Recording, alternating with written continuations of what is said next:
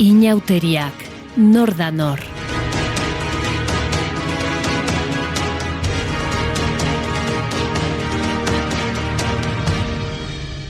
Markitos.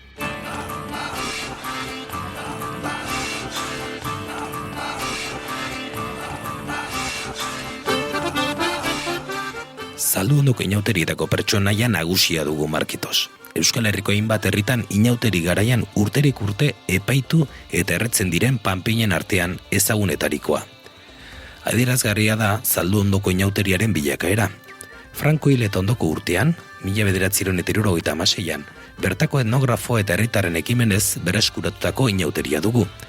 Herri kulturarekiko konpromisoaren adibide bikaina.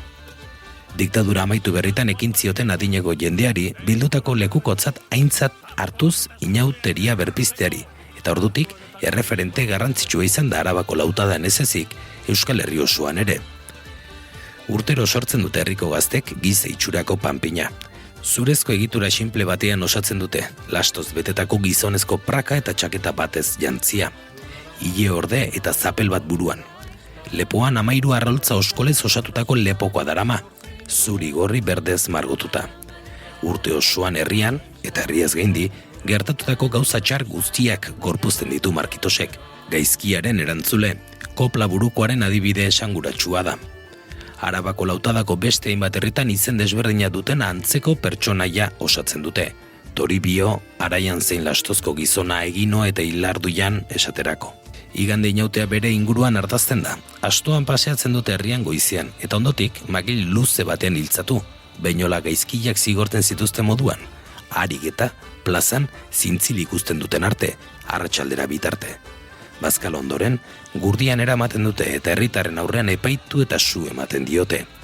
Zalduondokoa da Hego Euskal Herrian gordetzen den inaute epaiketa testuen artean zaharrena, 1897koa.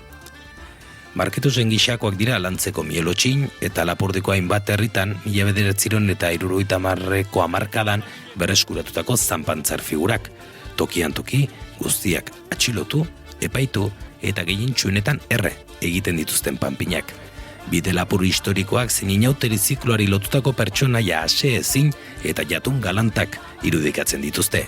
Leporatzen dizkieten gaitz guztien aurrean mutu daudenak.